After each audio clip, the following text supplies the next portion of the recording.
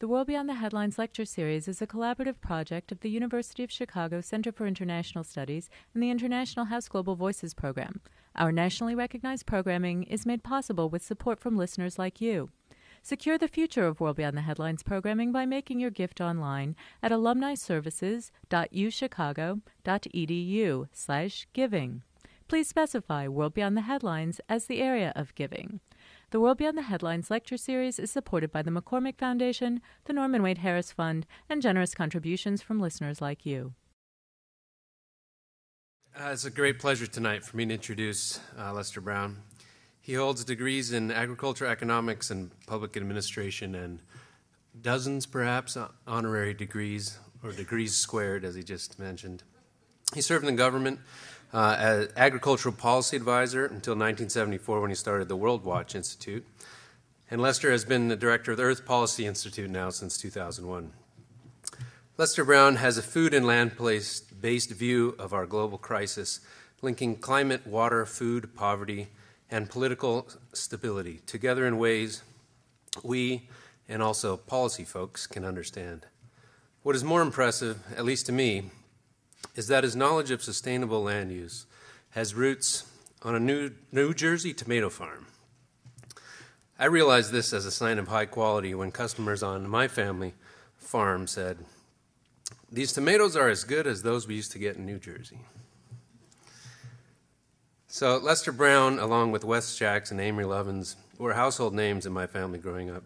My mother and aunt recently told me they looked forward to the World Watch State of the World reports every year that my grandmother received.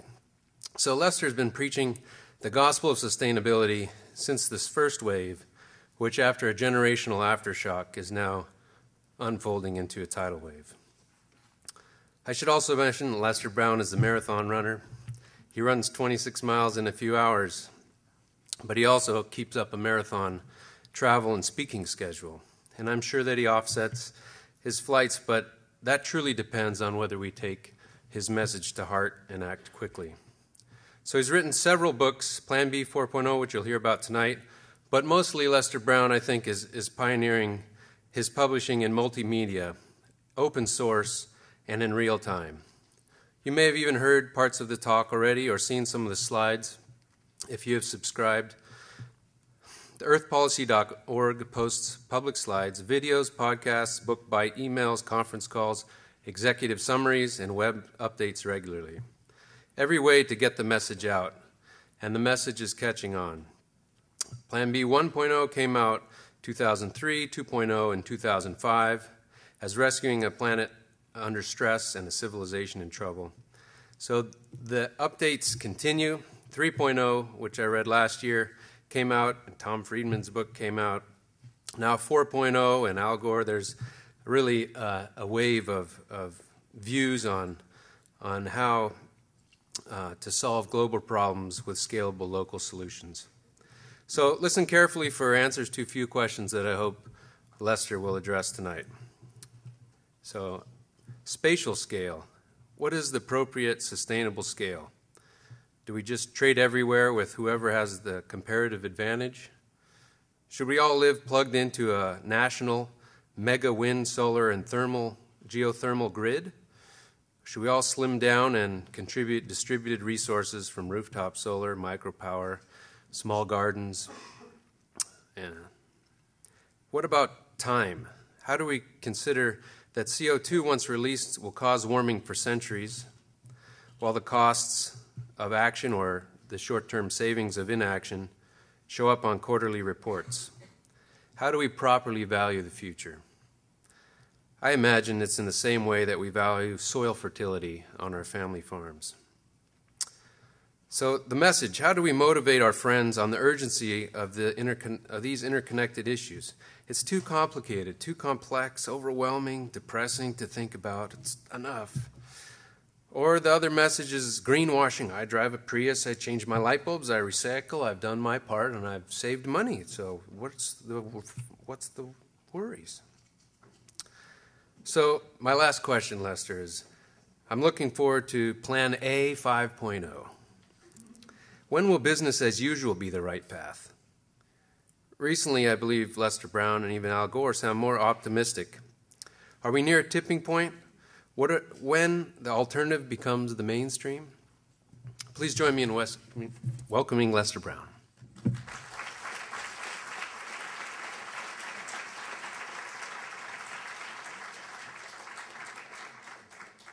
Thanks, Justin. Earlier this evening, I asked Jamie if she would help me to remember my umbrella. And in the process of doing that, she forgot to mention that we're on C-SPAN Book TV tonight, which means you have to be on your best behavior. Some time ago, in fact, many years ago now, Justin, I was being introduced by the late Senator Paul Simon of Illinois, a longtime friend. And he was holding up the latest book I'd written, and he said, Lester's written the sort of book that once you put it down, you can't pick it up again.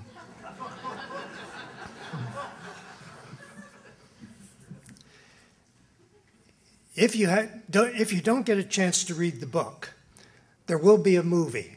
There is a 2-hour special now in production on Plan B. When I mentioned to one of our funders that I was going on a book tour, this was in June of last year, to promote several of the early translations of Plan B 3.0. And I mentioned I would be in Japan. We'd be launching the Japanese, Korean, Chinese, Hindi, Turkish, and Italian editions on this particular swing. And she said, oh, wouldn't it be great to get that on film? So we mentioned it to our production team who's producing for PBS, Hal and Marilyn Weiner. They do the Journey to Planet Earth series. It's been on TV now for several years. They do 1 or 2 hours a year. And they thought it would be a good idea. And so our funder came up with the funding so they could go with me. But what they didn't realize is they were going to hear the same Plan B talk 23 times. And after a bit, about a week, Hal said, he said, I've got this talk down now. He said, I think I can do it pretty well. And I had to tell him about a physicist who worked for the European Space Agency, who was on tour sort of drumming up support for the European space program. And he was being driven from town to city and so forth around Europe on this tour. And his chauffeur came up with the same response. After a week or so, he said, I can give this talk. And the physicist just sort of laughed. And so he kept bringing it up. Finally, the physicist said, well, next Tuesday night we're going to be in a small town. He said, but I'm concerned about the Q&A session if you do it. And the chauffeur said, well, what I've learned is they almost always ask the same questions. So he said, that won't be a problem. So the physicist said, okay, next Tuesday night we're going to change uniforms. He said, you put on my jacket and tie, and I'll put on your chauffeur's uniform. So the chauffeur got up there, and he was really, he was excited about it, and he really gave a good talk. And then he was doing the Q&A, and he was doing very well. Until another physicist in the group stood up and asked one of these very technical questions, if this and that and this, and so forth, and how would this affect that? And the guy listened and he said, that sounds like a complicated question. He said, but it's actually pretty simple. I'll bet my chauffeur could answer that.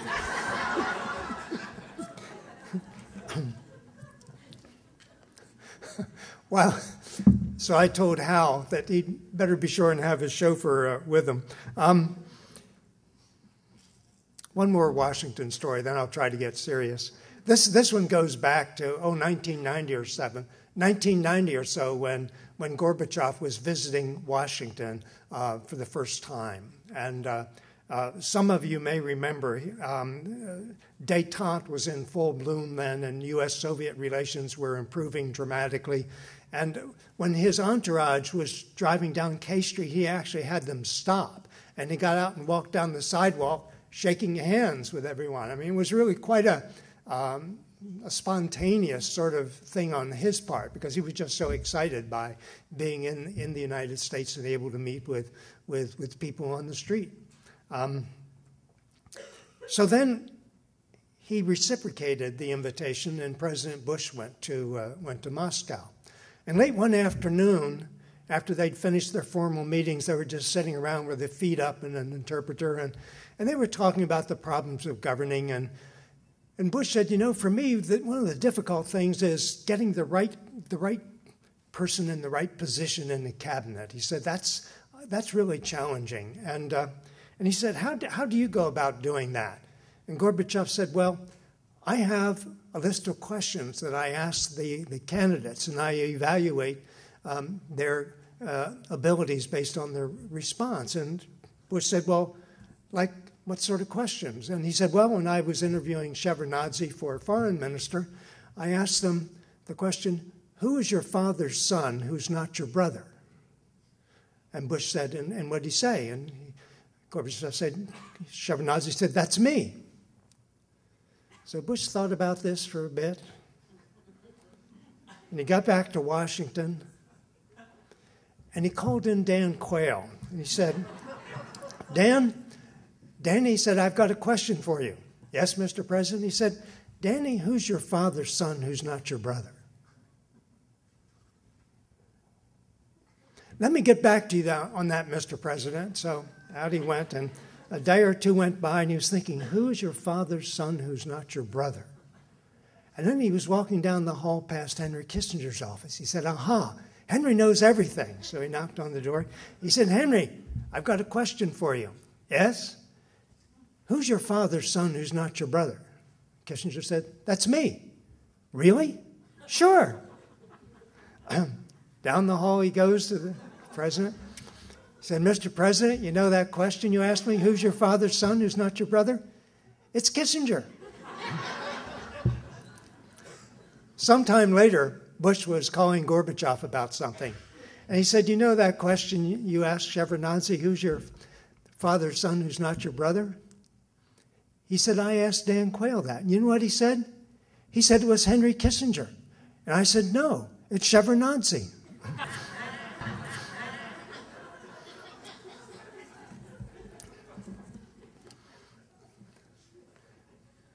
From time to time, I'm going to get serious now. From time to time, I go back and read the literature, particularly if there are any new articles, journal articles, or what have you, on early civilizations and their decline and collapse, the ones whose archaeological sites we study today. And what I've come to realize is that more often than not, the reason for the decline of early civilizations was a decline in their food supply. With the Sumerians, it was the rising salt level in the soil, based on a fault in the design of what was otherwise an exceptional irrigation system. For the Mayans, it was deforestation and soil erosion, quite possibly exacerbated by prolonged drought. And so whether it's them or the Easter Islanders or the Norse settlement that Jared Diamond writes about on Greenland, it was the food supply that brought them down. And I've long rejected the idea that food could be the weak link in our modern civilization. But as I've thought about it over the last couple of years or so, I've come to realize that the environmental trends that are undermining the world food economy that we've been tracking now for decades are trends that we have not been able to reverse, whether it's soil erosion, aquifer depletion, collapsing fisheries, deforestation, grassland deterioration. These trends have been going on now for some time, and we've not turned a single one of them around. And you do not have to be an ecologist to see that if these continue, that eventually we'll be in serious trouble.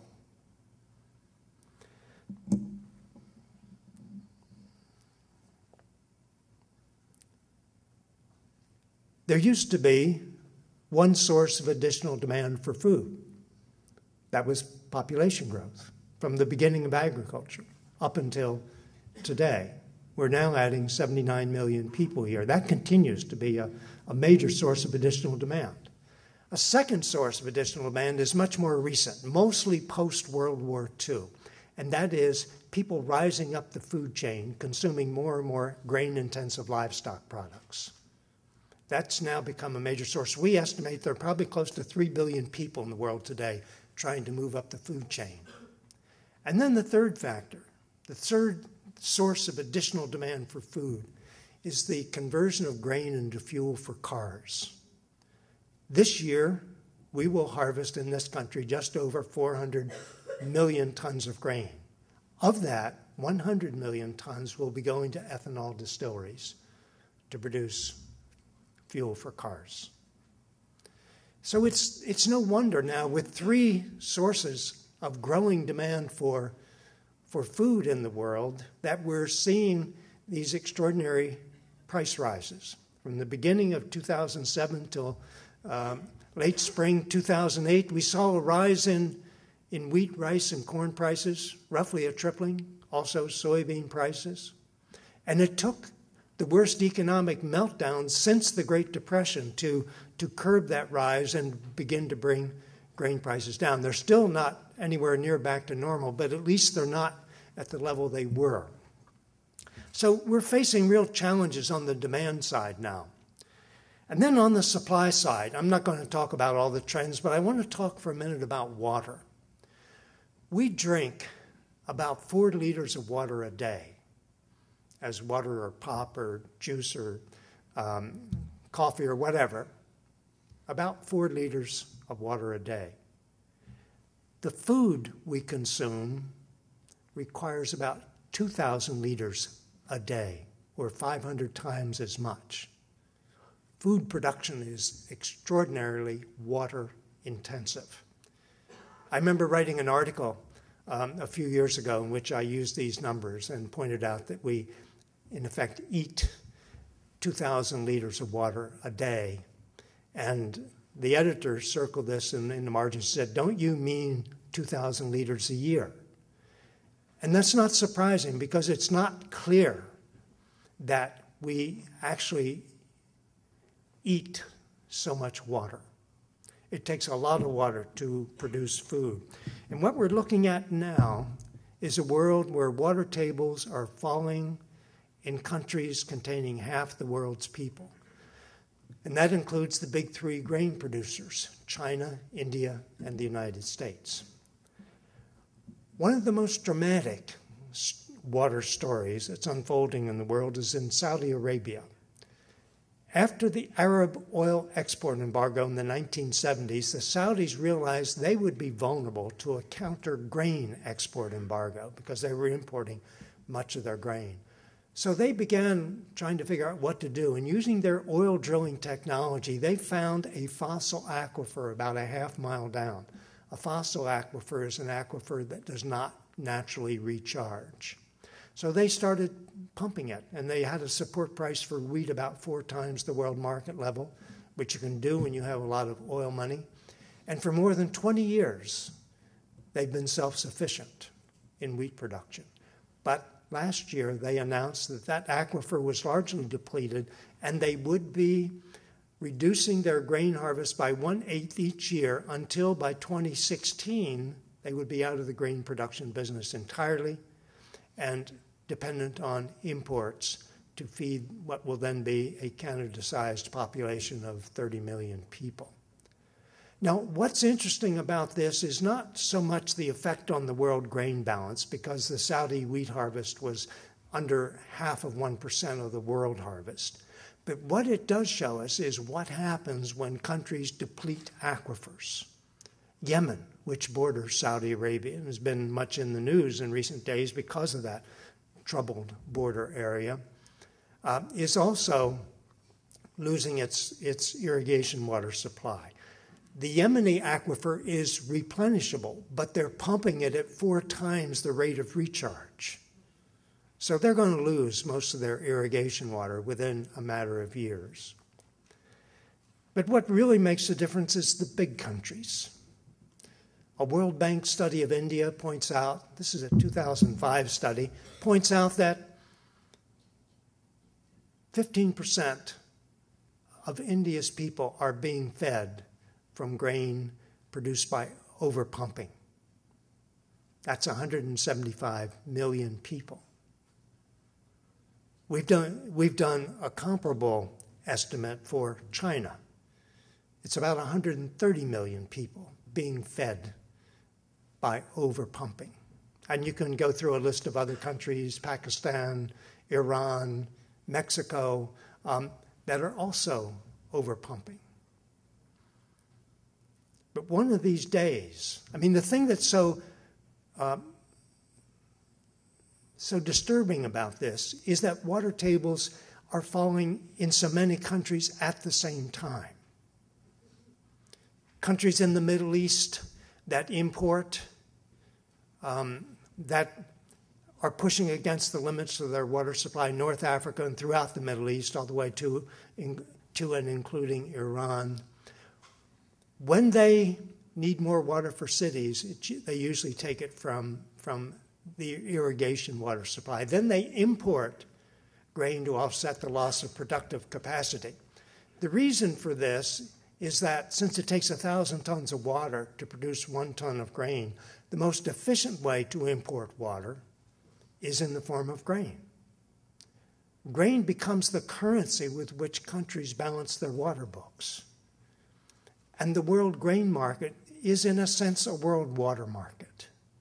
To the extent that we have a world water market, it is embodied in the grain market. Countries with water surpluses can export. Countries with water deficits import grain. So the water issue is a big one. And because it's underground, you can't photograph it. It's largely out of sight, but that doesn't make it any less real. And then we have some new trends beyond soil erosion, aquifer depletion, and so forth. And that is ice melting. I did a piece, we call them Plan B updates that Justin referred to, entitled The Copenhagen Conference on Food Security. And I did that piece because this is sort of the bottom line at Copenhagen. The 193 delegations that are planning to gather have various concerns on the climate front. For countries in East Asia and the Caribbean, it's more powerful and more destructive storms. For Southern Europe, East Africa, Australia, it's intense heat and drought and more and lower crop yields. For the low-lying island countries, it is rising sea level. I was at a UN conference on population and development in Addis Ababa a few weeks ago, and I was pointing out to the 113 or so delegations who were there, national delegations, that we're almost certainly going to see a decline in UN membership. And they said, why? And I said, because there's so many low-lying island countries that may not exist 30 years from now, simply because of rising sea level. Some of them are so close it doesn't take much of a rise for them to begin planning evacuations, and some of them are already at that stage. The ice sheets are melting, the Greenland ice sheet and the West Antarctic ice sheet. If the Greenland ice sheet melts entirely, sea level rises 23 feet. West Antarctica breaks up completely, and it's already started to break up. Sea level rises 16 feet. So we're looking at potentially very substantial rises in sea level over the longer term. The Greenland ice sheet will not melt overnight. It could take a couple of centuries. The latest projections are that during this century, we can now expect roughly a rise in sea level up to 6 feet. But even a 3-foot rise in sea level, according to a World Bank map, would put half the rice land in Bangladesh underwater. Bangladesh is a country of 160 million people, roughly the half that of the United States. A 3-foot rise in sea level would put a good part of the Mekong Delta beneath the sea. The Mekong Delta produces half the rice for Vietnam, a country of 80 million people, and a country that is the world's second-ranking rice exporter after Thailand.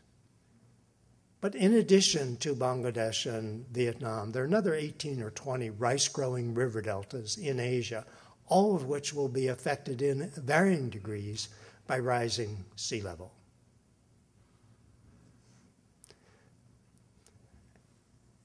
Imagine ice melting in the far North Atlantic will shrink the rice harvest of Asia. But this is not the most serious threat. That's coming from melting mountain glaciers. The World Glacier Monitoring Institute in Switzerland has now reported the 18th consecutive year of shrinking mountain glaciers around the world. They monitor glaciers in the Andes and the Rocky Mountains, the Alps, the Himalayas, on the Tibetan Plateau. And what they're reporting is that glaciers are shrinking everywhere. It is the ice melt from the glaciers in the Himalayas and on the Tibetan Plateau that sustains the major rivers of Asia during the dry season. The Indus, the Ganges, the Yangtze, the Yellow. And it is that ice melt that sustains the rivers that also sustains the irrigation systems of India and China, for example. China is the world's leading wheat producer. India is number 2. We are number 3. A lot of people think we're number 1. We're not. China's wheat harvest is nearly double that of ours, and it is because they irrigate most of their wheat, whereas we irrigate very little of our wheat. With rice, China and India totally dominate the world rice harvest. So what happens to the glaciers in the Himalayas on the Tibetan Plateau will have the most massive effect on future food security of anything we've ever seen. We've never had a projected threat to food security on this scale before. Now, to many Americans, thinking about the melting glaciers on the Tibetan Plateau, that's China's problem. It is China's problem, but it's also our problem, because if China comes into the world market for massive quantities of grain, as it has done over the last decade for massive quantities of soybeans, it will come to the United States because we are far and away the world's largest grain exporter. For American consumers, us, this is a nightmare scenario because we're looking at the prospect of competing with 1.3 billion Chinese with rapidly rising incomes for our grain harvest. Now, historically, when we faced a situation like that and food prices were rising out of control, we restricted exports, as in the 1970s, for example. The problem today is that China is our banker. Every month, the Treasury Department auctions off Treasury securities. This is how we cover our fiscal deficit. And one of the big buyers every month, some month the biggest buyer, is China. They now hold over $1 trillion of U.S. Treasury securities. $1 trillion. That's 1,000 billion. Like it or not, we're going to be sharing our grain harvest with the Chinese. Big time. The world is changing. It's changing so fast, I don't think that most of us who don't have the luxury, as I do, of tracking these things all the time, realize how much. We also have rising temperatures affecting grain harvests. The rule of thumb that has emerged among crop ecologists, and this is included in a paper published by the National Academy of Sciences, is that for each 1 degree Celsius, 1.8 degrees Fahrenheit rise in temperature above the norm during the growing season, we can expect a 10% decline in wheat, rice, and corn yields. So the The problem is that agriculture, as it exists today, has evolved to maximize production in a climatic regime that has changed very little over the last 11,000 years, until quite recently. Now, as it changes, the agriculture will be increasingly out of sync with the climate system. And the effect of higher temperatures on yields are one manifestation of that.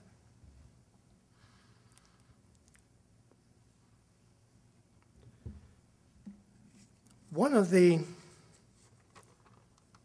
consequences of these trends is that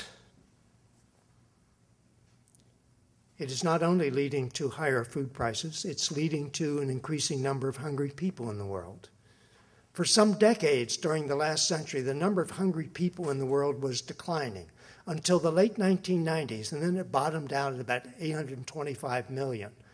It then turned upward. Last year, it went over 900 million. This year, it has gone over 1 billion. And the prospects are that it's going to continue rising.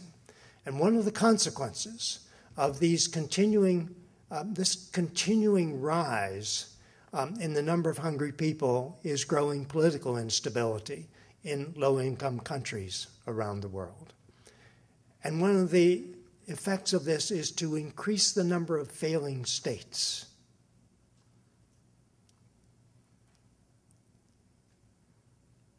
When I lived in villages in India in 1956, India was only 9 years old. It was created, one of the many, many countries created as a result of decolonization during the couple of decades after World War II. This was a period of nation building, creating new states, colonies becoming independent countries. And now suddenly in the past decade, we have this new term creeping into our vocabulary of failing states. A failed state is a state that can't provide personal security. Pakistan would be an example. There are many others. A failing state cannot feed its people. Haiti would be a dramatic example of this. But states are failing, and the list is growing longer year by year. And it raises a disturbing question, which is how many failing states before our global civilization begins to unravel? Yesterday I was in Minneapolis. I took 3 cabs while I was there. All 3 drivers were Somalis. And I couldn't help but contrast them driving cabs and moving us about, and their cousins still in Somalia trying to make a living by escorting ships into the harbor in Somalia and holding them ransom. I mean, what a division. These guys were very nice, good cab drivers. But there are now 20 navies with a presence in the Indian Ocean, the Arabian Sea, the Persian Gulf area, trying to protect ships going through the area, and often failing. Piracy has become a major source of income for a lot of people in Somalia. I say Somalia, it's a failed state. It doesn't really exist as a country. It does on the map, but not in reality. There's no government there to negotiate with about hostages, for example. This is a free enterprise system, if you will.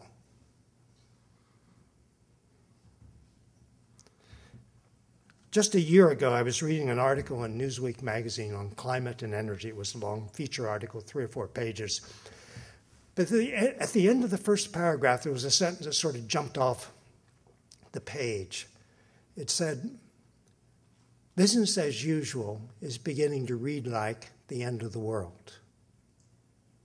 And it struck me not because it was a new revelation for me, but because it was a mainstream news magazine saying this.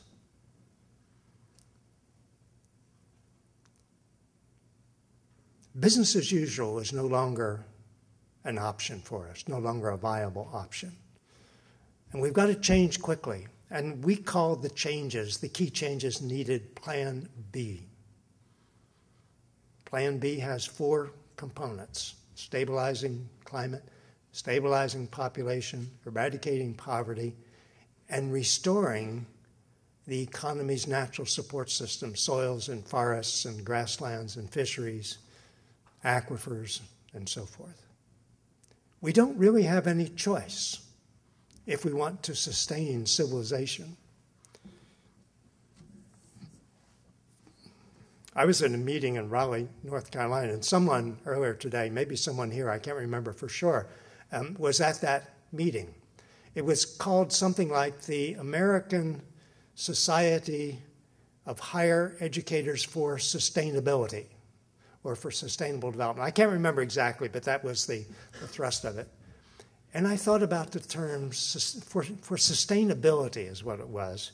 And as one of those who was involved nearly 40 years ago now in sort of conceptualizing sustainable development as an ecological concept, it occurred to me that it's not a very exciting term. It does not, quote, stir men's souls, end quote. And as I was talking, it occurred to me, and this was a huge group of 1,600 professors who teach courses in sustainable development, or the individuals on campuses across the country responsible for the greening of the campus. So it was a huge group with so many U.S. colleges and universities represented. And I said,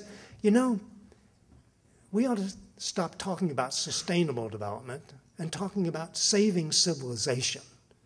This is what it's all about. And I could see students rallying to a call, to work to sustain civilization.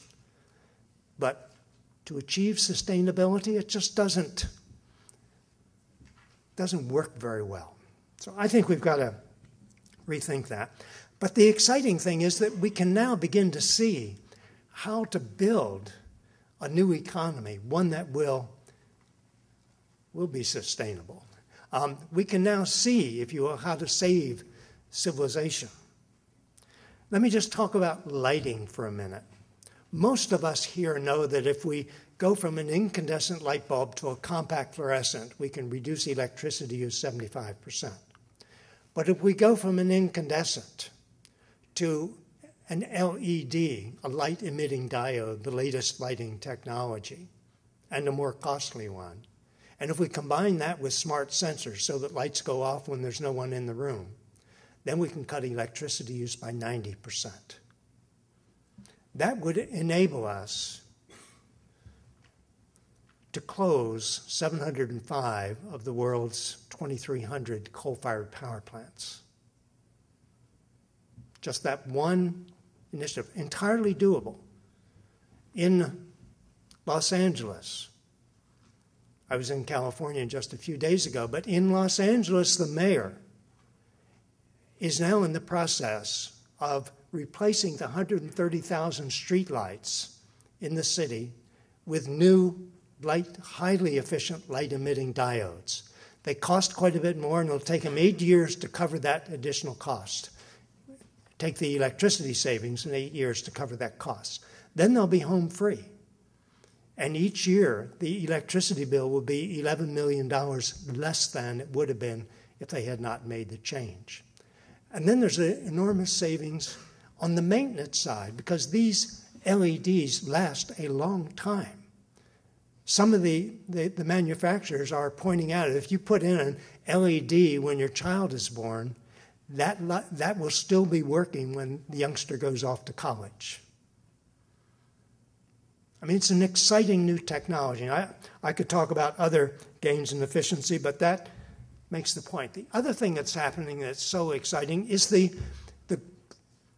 that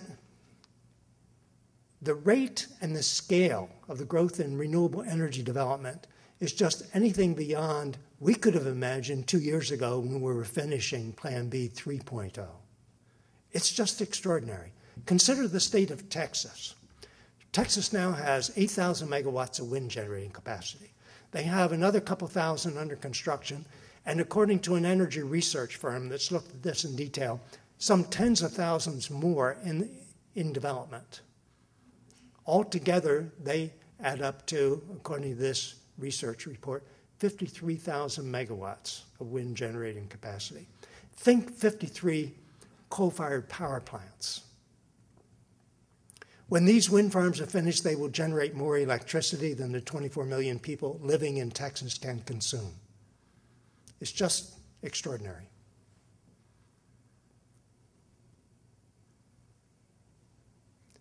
What I find so interesting about this is that if you were to rank states in the U.S. according to environmental sensitivity, Texas would not be near the top. This is oil country. And a lot of oil guys are investing in wind farms because they see that's where the future is, and that's where the money is. China has come to wind energy late, partly because they insisted on having, I think it was 70% local content in the wind turbines. And it took a while to get that because they hadn't been involved in developing wind technologies in the wind industry. But this will be the 5th year in which they have doubled their generating capacity, their wind generating capacity. And you don't have to be a mathematician to know if you keep doubling every year, eventually you're going to have a lot. In addition to this ongoing, a government agency, I think it's called the National Resources Development Commission. It's pretty close. I don't think I have it exactly right. But it is coordinating the development of 6 wind mega complexes in China, the smallest of which will have 10,000 megawatts of generating capacity, the largest of which will have 30,000 megawatts of wind generating capacity. Altogether, it comes to well over 100,000 megawatts. Again, think 100 coal-fired power plants. And this is on top of all the wind farms already being built on a much smaller scale. The Chinese are worried. They're worried about pollution. It's taking an enormous toll on their population and birth defects, cancer rates. The leading source of death in China today is cancer. Usually in low-income countries, it's infectious diseases, and then they transition into cardiovascular diseases, which is where we are. But China has carved out a separate area where cancer has become the leading source of death. A third project, and this is the biggest of all. For years now, I've heard from the Club of Rome about a project to harness the solar energy resources of North Africa to generate electricity for Europe.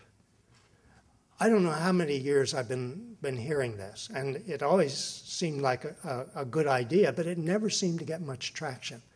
I heard it twice last year, once at a conference in June in Rome, and then in early September, another conference in northern Germany. But on July 13th of this year, Munich Reinsurance, probably the world's largest reinsurer. A reinsurer is a company that insures the operating insurance companies to spread the risk. Munich Re has put together a consortium of 12 corporations, European corporations, one from Algeria. And it includes Deutsche Bank, Siemens, ABB, E.ON, several other major companies. And they have created a new organization, the purpose of which is to devise a strategy to integrate the solar resources of North Africa into the European electricity system, combining it with wind from Northern Europe and the North Sea, for example, to satisfy their future electricity needs. The second responsibility of this new organization is to develop a financial plan to do this. And they announced just 2 weeks ago that they expect to be pumping electricity under the Mediterranean via oceanic cable to Europe from solar thermal power plants in North Africa by 2015. A German research firm has looked at this. Well, first let me point out that the Algerians, which have already started building solar thermal power plants to export electricity because they know one day they won't be exporting oil, they point out that in their desert they have enough harnessable solar energy to power the world economy. That sounds like an error, but it's not. I should also point out that in China, just a few months ago, a U.S.-China team completed a national wind resource inventory. They pointed out in an article in Science that China has enough harnessable wind energy to increase its current electricity consumption 7-fold. That's just wind. Doesn't include solar, doesn't include geothermal. The point is, and in this country, we've known now for a long time that North Dakota, Kansas, and Texas have enough harnessable wind energy to easily satisfy national energy needs, electricity, and all other energy needs as well. One of the questions that comes up when we think about, I should also mention that in setting the goals for cutting carbon emissions in Plan B, we did not ask the question that political leaders usually ask, which is what's politically feasible or acceptable or popular among my constituents. Because when you ask that question, they all say the same thing, basically. We want to cut carbon emissions 80% by 2050. That's a convenient date because very few of them will be in office then. But we didn't start with the politics at the Earth Policy Institute. We started with the science, and we asked the question, how much and how fast do we have to cut carbon emissions if we want to have at least a decent shot at saving the Greenland ice sheet?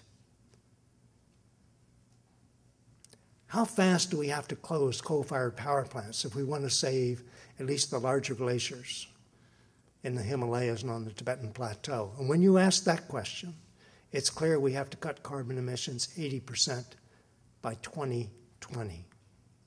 For those of you who track the science, atmospheric CO2 is now about 387 parts per million. If we cut carbon emissions 80% between now and 2020, we'll hold the line at just under 400 parts per million. Then the stage will be set after 2020 for reducing atmospheric CO2 to the 350 parts per million that Jim Hansen, probably the U.S. government's leading climate scientist, and Rajendra Pachauri, the head of the IPCC, the Intergovernmental Panel on Climate Change, think we need to be pushing for. And they think we need to get to 350 parts per million as quickly as possible. So we look at the U.S. and gasoline consumption. We consume in this country more gasoline than the next 20 countries combined. That includes Japan, China, Russia, Germany, Brazil, and 15 other countries. We consume a lot of gasoline. The good news is that oil use in this country, and probably gasoline use as well, has dropped about 10% in the last 2 years. But the key to reducing our gasoline consumption is electrifying our transport system. And with cars, that means moving to plug-in hybrids and all-electric cars. And it's entirely doable. I mean, GM has pointed out that the Chevrolet Volt, using EPA standards for determining mileage, will get 230 miles per gallon of gasoline used. And that's because most of the time it will be running on electricity, because it'll have a range, I've forgotten, of 40 or 60 miles, so that most daily driving can be done with electricity and the recharge of the battery at night. Prius, Toyota will have several hundred Prius plug-in hybrids in various commercial fleets and so forth in this country by the end of next month. And then next year we'll probably begin marketing on a larger scale. BYD, a Chinese firm, started marketing plug-in hybrids in China last December. They plan to be in this market next year. Warren Buffett is one of the stockholders in this company. So we're looking at enormous potential for reducing gasoline use by moving to plug-in hybrids and all-electric cars. Engineers know, but not everyone else knows, that an electric motor is 3 times as efficient as a gasoline engine. So moving to electric motors really harnesses a lot of efficiency. It also means we can be running cars on the electricity equivalent of a gallon of gasoline that'll cost about 75 cents.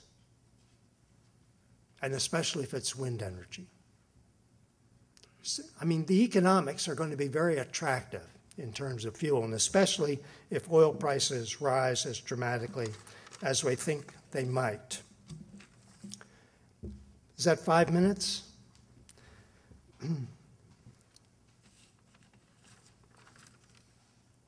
How do we get from here to there? If you follow the legislation on the Hill, you would think cap and trade is the way we restructure the energy economy. Unfortunately, it's probably not going to work that well. If you look at the cap and trade initiative as it now exists in the legislation, it doesn't look like it's going to have much effect on carbon emissions, as it has not in Europe for the last 4 years. If you were to take a poll of economists and ask them whether we should have cap and trade or tax restructuring, probably 95% would say tax restructuring. By that we mean lowering income taxes and raising the carbon tax. We don't change the amount we pay. We just take one down and take the other one up over, say, the next decade or so. That would lead to a rapid restructuring of the energy economy in and of itself. When I think about these issues and how we can change quickly, I use sort of 3 models of social change to think about things. One I call the Pearl Harbor model, where you have a catastrophic event that changes everything. With climate change, if we reach that point, it might be too late. The second model I call the Berlin Wall model, where you have something gradually rising, till finally it hits a tipping point and everything changes. The Berlin Wall coming down was the physical manifestation of a political revolution in Eastern Europe that changed the form of government in every country. And it was essentially a bloodless political revolution. The third model I call the sandwich model, where you have an upwelling of support for change from the grassroots and a responsive leadership at the top. When you get that, you can often get very rapid change. I think that's what we may now have in this country. When I get a little discouraged about how enormous an effort it's going to take, I go back and reread the economic history of World War II. It begins with December 7th, 1941, surprise attack on Pearl Harbor by the Japanese. They managed to sink a good part of our Pacific fleet that was at anchor in Pearl Harbor.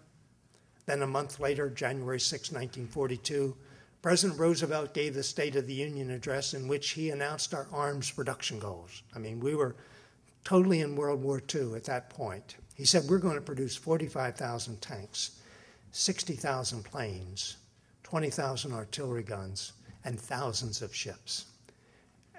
No one had ever seen arms production numbers like that anywhere in the world. These were off the chart. But what Roosevelt and his colleagues realized was that at that time, the largest concentration of industrial power in the world was in the U.S. automobile industry. So after his State of the Union address, he called in the leaders of the industry and said, because you guys represent such a large share of our industrial capacity, remember, we were making 2 or 3 million cars a year during the Depression. He said, because you represent such a large share of our industrial capacity, we're going to rely heavily on you to help us reach these production goals, these arms production goals. And they said, well, Mr. President, we're going to do everything we can, but it's going to be a stretch producing cars and all these arms too. He said, you don't understand. We're going to ban the sale of private automobiles in the United States.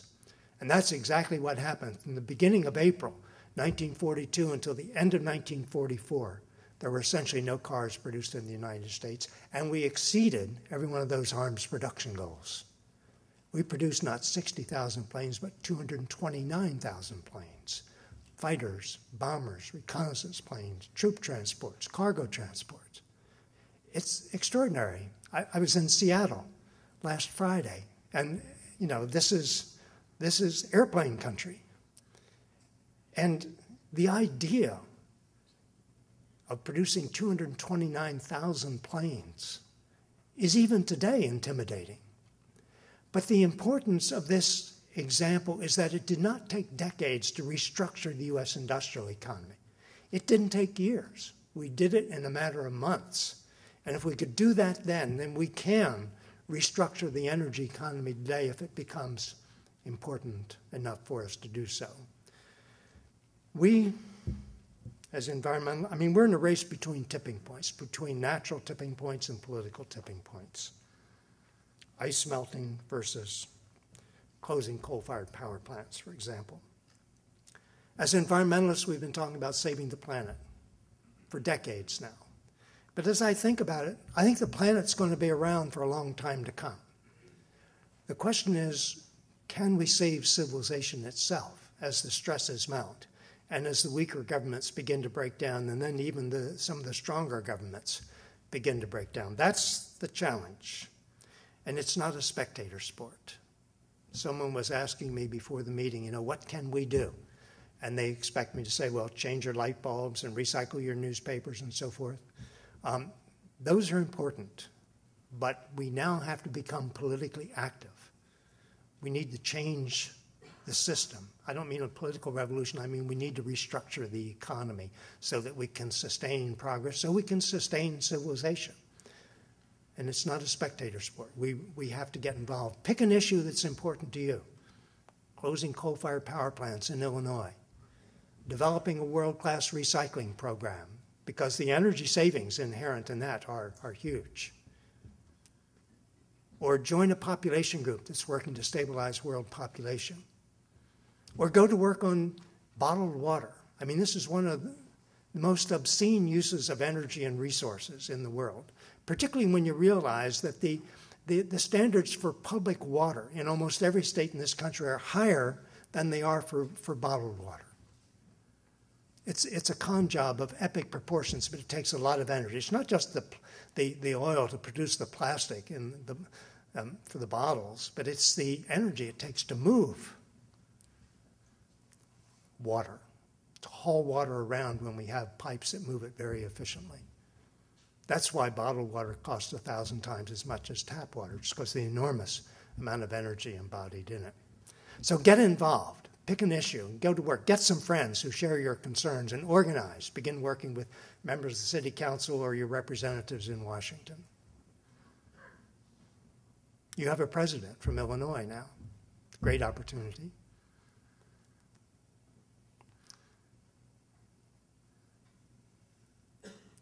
So let's get involved. The stakes could not be higher. I think with that, we can go to questions. If we attempt to electrify our auto transport network, there's going to have to be a lot of transmission to recharging centers. What kind of research has been done on lowering the amount of waste heat through electrical transmission lines? One of the best studies that's available is one that's been done by the Northwest Labs, located in the state of Washington. And what they did, and this request to them came from Senator Maria Cantwell, what they did was look at the U.S. generating capacity, and they asked the question, could we run our cars on this system? And what they pointed out was, because most of the recharging would be done at night, that we could convert 70% of our fleet to electric cars and have enough electricity to operate them. 70%. We couldn't do the whole fleet quite. We'd have to make some modifications. But your point about electricity transmission efficiency is well taken, because one of the things we need to do is to develop a national grid in the same way that in the 1950s we needed an interstate highway system. We had all these state systems, and sometimes they connected pretty well, but they weren't designed to permit longer distance travel. So we did the interstate highway system. What we now know is that high voltage transmission lines using DC, direct current, are highly efficient in transmitting electricity long distance, and by that I mean hundreds and hundreds of miles. There is now a proposal, interestingly. As you may know, the country has sort of a western grid and an eastern grid where they're more or less tied together, and a Texas grid. Texas has its own grid. And there is a proposal that's getting favorable consideration from FERC, the Federal Electrical Regulatory Commission, to link those three grids in a huge center with transmission lines near Clovis, New Mexico, which is sort of very close to where the three grids all come together. So there is work underway, and there are individual pieces of this now well along, whether it's linking wind farms in western Wyoming or southern Montana with California, or linking the Dakotas, the wind in the Dakotas, for example, to Chicago and the industrial heartland. So a lot of these are well along in the planning stages, but it's one of the keys to having a highly efficient economy running largely on electricity. Yes, sir. It seems to me we've deforested land and drained lands. On the Army Corps of Engineers site, it says all our most fertile croplands are drained, deforested wetlands. Have you done any projections as to how long our agricultural soils will last? It depends a lot on where we're looking. I don't know if by our you mean the world or the U.S. Well, ours, I don't know what's going on elsewhere, but I've heard in countries like Ethiopia, first they had 100 years ago forests, and they had fertile lands. First they deforested, then they used up all the soil. And what I've realized recently is our farmland is an ecological desert. It's a monoculture that's chemicalized, and the lands have been deforested, so leaves and insects and animals and birds all made the soil, so there's nothing left to recreate the soil. We've killed the animals. Now the USDA has a wing called aphis that is poisoning tens of millions of birds. So to my mind, there's nothing to recreate that soil, and that's crucial to food and everything. I'm just wondering if you've studied that. How are we going to get soil to grow anything? Like, we happen to be richly endowed with soils, as Ethiopia once was, and there are two things that affect soil fertility. One is the nutrient content of the soil, and the second is the structure of the soil. Soil scientists call it the tilth, if you will. We are losing quite a bit of topsoil to erosion here in the Midwest, particularly where we have rolling farmland, as in Iowa. Currently, we have one of the finest pieces of agricultural real estate in the world, but we're slowly losing some of it. Just to give you a sense of how productive our land is, Iowa, for example, produces more grain than Canada, and that's kind of surprising when you first hear it, but that happens to be the reality. And the question you're raising is, can we protect the productivity of these soils indefinitely, because we're going to need more and more food? Or renew them, because what I was hearing is that those soils are drained, deforested wetlands. So each time we take a crop off, even though there's erosion, we're taking material from the soil. Eventually, that soil is going to be diminished, and it's just there's not going to be anything left there to grow anything with, because the crops are made of atoms and molecules from the soil. Yeah. What we're losing is nutrients, and what we're putting back now is nutrients. I mean, we have broken the natural nutrient cycle by moving to cities, for example. So we take crops from rural areas and consume them in cities, and they end up in sewage systems. Those nutrients do not get back on the land.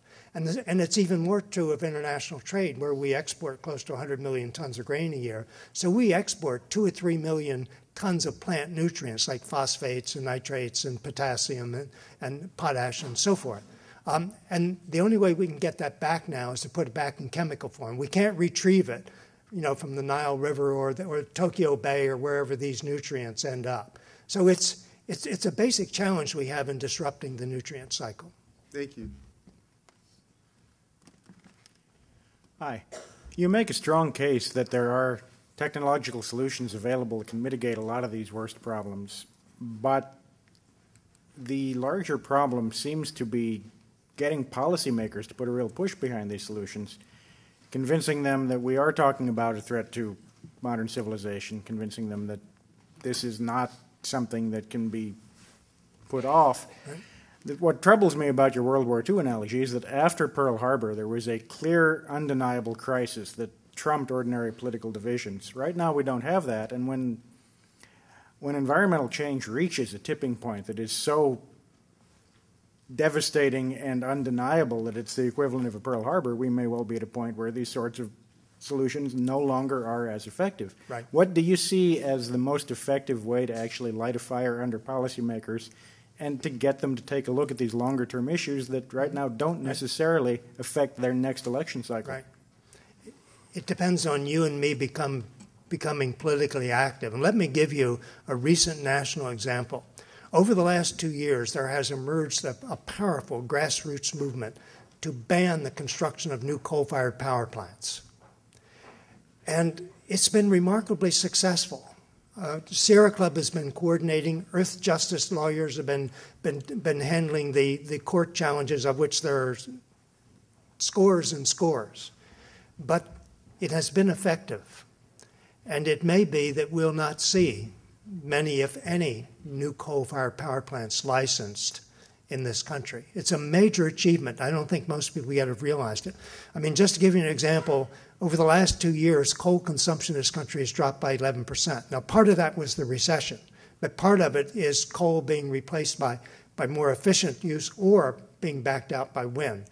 Even during this recession, during the last 2 years, we've brought 190 wind farms online in this country with over 15,000 megawatts of generating capacity. Beyond that, there are 22 additional coal-fired power plants scheduled for closing now, either to be replaced by efficiency gains, they don't need them anymore, or to be replaced by wind or natural gas or wood chips or something else. So things are happening, and it's happening because people have become active. The number of activists is not numbered in the millions in this area. It's numbered in the thousands, but it's a very effective group, and it's coordinated with information and ideas from Sierra, which is working at the national level. That's the kind of change we need, and it's happened quite independently of Congress. Congress hasn't passed any legislation banning new coal-fired power plants, but this grassroots movement has brought the coal industry to a standstill. It's not unlike what happened to the tobacco industry, a dozen years ago. Yes? There's skepticism that if the United States does not pass this climate change legislation before the Copenhagen Conference, which is seeming very unlikely due to the healthcare debate, among other reasons, there's skepticism that if legislation is not passed in time for Copenhagen, that really nothing of any substance will be produced at Copenhagen. If this happens, where does the international community go from there? I would first say that internationally negotiated climate agreements may have become obsolete, but we have not yet realized it. And I say that for two reasons. One, by their nature, these agreements are minimalist because no country wants to appear to have done more than anyone else. And the people who go to these are diplomats and lawyers. They're not scientists and people with imagination and so forth. And any former Foreign Service officers here? So Kyoto, we got 7% over, 15 years or something for the industrial countries to cut carbon emissions. But if we reach an agreement next year, I don't think we're going to reach one in Copenhagen. If we reach it next year, it'll then take years to get enough countries to ratify it for it to take effect. the game may be over by then. I mean, we've been working on Copenhagen for years now, and it looks like we're not going to make it. So I think both because of time and because of the minimalist nature, these are probably, I would not count on internationally negotiated climate agreements to stabilize world climate and save civilization. I think it's going to happen very differently. I mentioned the movement opposing coal-fired power plants. At no point did the leaders of this movement say, we want to do this if Europe does it, if China does it, if the rest of the world does it. They just said, we want to ban new coal-fired power plants in this country. Or if you look at that consortium in Europe with a dozen companies wanting to build all the solar thermal power plants in North Africa, there's not a single government agency in that group of a dozen. They're all private companies. So things are happening independently of governments and internationally negotiated climate agreements. You mentioned the project for North Africa to harness solar power and then to send it to Europe and such. What's there to prevent solar power from going the same way of something like natural gas? Is solar power also vulnerable to the resource curse that often afflicts less developed countries? Well, first let me say that I was generalizing with summaries, but a good part of that solar thermal power will also be used in North Africa. And the exports of electricity from a country like Algeria will be like exports of oil today. I mean, Algeria wants to export energy and it knows it can't export oil. So I think if your question is what are the chances of it being disrupted, I mean, it is possible. But there will not be just one cable underlying. No. No, it's the whole problem of corruption and stuff like that. Oh. Like the resource curse. Like right. Well, in Algeria, it's natural gas. In Nigeria, it's oil. Mm-hmm. The whole problem of corruption right. coming up and that sort of thing.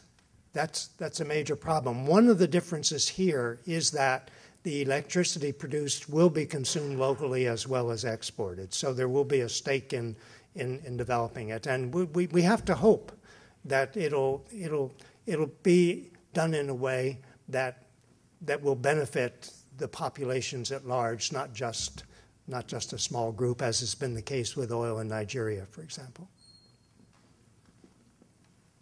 Hi, thank you for a wonderful talk. It's been just really educational. I've been hearing recently about what seems to be the growing unreliability of our forecasts of future oil production. And it seems that we may have reached a tipping point in terms of realizing that there's just not as much oil out there as people would like to think there is. And so I'm just wondering if you could talk a little bit about what impacts this might have politically and if it's maybe a starting point that we can tap into in terms of affecting political change. Mm-hmm. I've spent some time trying to analyze the world oil situation, trying to see when production will peak. My guess is that we're never going to produce much more oil than we now are. And it may well be that it peaked a year or two ago and is on the way down. Now, the interesting thing is that we have all spent our lifetimes in a world where oil production was rising. A world where oil production is declining will be a very different world. And this is why I am so eager to get this country converted to electricity, for example, to run our cars instead of being dependent on oil. And it doesn't have to disrupt the economic system if we play it right. I mean, we've made energy transitions before. We went from wood to coal, and then oil became the major player, and this is simply going beyond that. The exciting thing is we have the technologies now. We can see how to build a new economy that's not dependent on oil. And I think that's exciting. It's not as though what are we going to do now? We know what to do, and we're starting to do it. What do you find most personally satisfying in your work of surveying environmental problems and solutions? Thank you. I know it's a bit of a challenge at times. That's why I ask. Yeah. I've sort of reached this point in career, I suppose, where I'm often asked, these sorts of questions. Someone asked me what was my biggest mistake, and that's actually easier. That came about, I think it was early 1997. I was heading the World Watch Institute then, and the environment minister from Germany was coming to Washington, and her office had called ahead and asked if I would be available for a meeting. And I said I'd be happy to meet with her. And so one afternoon, I don't know, it was 4:30 or 5 o'clock, went over to the Watergate Hotel where she was staying. And we had a meeting for, at least an hour and a half, maybe longer than that, just a very informal, free-flowing discussion of global environmental issues and exchanging ideas and so forth. And a couple weeks later, I got a letter from her suggesting that maybe we could co-author a book together on global environmental issues. But I was doing State of the World and another annual called Vital Signs, and still another book I was working on. The idea of a fourth book I knew would just push me over the edge. So I wrote back and politely declined. But now that Angela Merkel is Chancellor of Germany, I thought maybe I would get that letter out, and say, remember that idea you had? I mean, I could have been famous. But I console myself with the thought that if indeed we had done a book together, she might not be Chancellor of Germany today. Because anything I would have been happy with would have been much too liberal for her Conservative Party base in Germany. I think as a researcher, the things I find most satisfying is because I have some training in the natural sciences and social sciences, because I do an enormous amount of reading. My staff just gives me this many clips every day of science journals and newspapers and things to read. And it's being able to see how things connect and the relationship between them, because unfortunately our world, whether it's government departments or university departments, there's a tendency to sort of squish things down into a fairly narrow lens. And the challenge is to see how things fit together and to realize that future food security, for example, will be determined as much by energy ministers as by agricultural ministers. That the role of family planning of family planners will be as important as that of farmers in achieving a sustainable balance and going through that. I remember when I was launching the Chinese edition of Plan B 3.0 in Beijing last year, I suggested to a group of government officials, somewhat facetiously, that they build a phone line from the Ministry of Agriculture to the Ministry of Energy so that they could talk with each other, because the decisions being made in the Ministry of Energy were going to have a far greater effect on future food security than those made in the Ministry of Agriculture. And in fact, they've begun to do that, not to build the phone line, but to seriously engage the question of how they can restructure their energy economy. Yes, ma'am. Hi, I'm Sarah Warren. I'm a psychologist working on climate change. And I like your sandwich analogy. Mm-hmm. Part of what I'm thinking about is who is the most important audience to reach at this point and in what way. And in spite of my University of Chicago postdoc, I'm targeting most of my efforts towards the mass market, developing an entertainment radio show that's got a green focus. And I'm just wondering where you think we are in terms of that, the bottom piece of bread in the sandwich, and what percentage of the population needs to become part of that sandwich, and in addition to the message of political engagement, with which I totally agree, what is the message we need to be giving? Mm-hmm. What I've come to realize is that, we think about getting climate legislation through Congress, we think of a majority, maybe even more than 60% if it involves a potential Senate filibuster. But some of the most important things happening don't even involve Congress. I mentioned the sort of de facto moratorium we now have on new coal plants. It's an extraordinary achievement. And it happened because there were handfuls of people all across the country who are just saying enough. We don't want more of these coal plants with all the local pollution and with their effect on climate. We're thinking about our children and grandchildren, and this is not part of what we want to see. So sometimes a small group can organize and bring about change in a way that is surprising, but also encouraging. Mm-hmm. And the media is, doing a better job now. But you look at cable TV and you look at all these reality shows and so forth. They want to have real reality shows, to see what's happening with climate change and how it's affecting people around the world. That would be a reality show worth watching. And that's why I'm sort of excited by the idea of having a 2-hour special on Plan B. Mm-hmm. Thank you. Final question. Hi. I was just curious. I know people don't really like to talk about winners from climate change, but your discussion on grain got me thinking about, I heard a lot about Russia being one of the winners from climate change because they'll have a lot of extra grain they could grow, and there are other countries, and I was wondering if you can discuss that for a second. Mm-hmm. In a sense, there will be winners, but it's probably a very short-term sort of thing. I mean, if civilization is disintegrating, there won't be any winners. We're either going to all make it together, or we're all going to go down together. And I have people tell me, I gave a talk in Boston, someone said, well, I live in New Hampshire, back in the mountains, and we've got solar cells, and we have our own water supply, our own well, and we have a few acres on which to grow our own foods, so we don't have to worry. What they don't realize is that when civilization begins to break down, no one is secure. And we're all in this together, and that's the basic point that I would want to make, though there may be short-term gains here and there. Let me close with a final story, if I might, because we are at closing time. Some of you will remember the name Will Durant. He married a graduate student. His name was Ariel, and they wrote a 13-volume thing on world history. This was more than half a century ago, so not everyone here will remember it. Will Durant also had the distinction of having his doctoral dissertation published as a book by McGraw-Hill.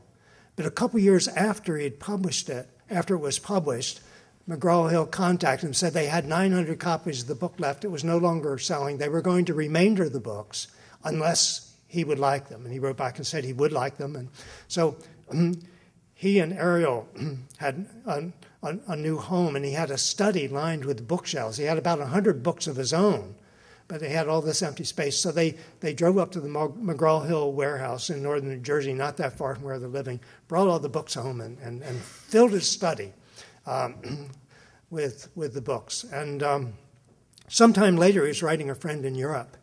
And he said, Ariel and I are settled down housekeeping. We're enjoying life very much and so forth. He said, no, by the way, he said, in my study, I now have a library of 1,000 books, 900 of which I've written myself. Now, lest I end up with such a library, the books will be on sale out there, and I will be signing them up here. Thank you very much.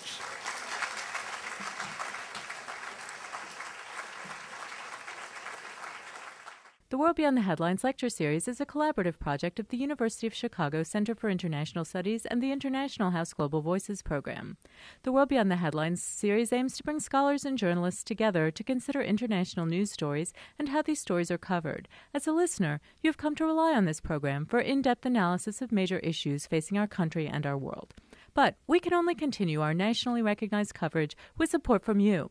Secure the future of World Beyond the Headlines programming by making your gift online at alumniservices.uchicago.edu/giving. Please specify World Beyond the Headlines as the area of giving. The World Beyond the Headlines series is supported by the McCormick Foundation, the Norman Wade Harris Fund, and from generous contributions from listeners like you.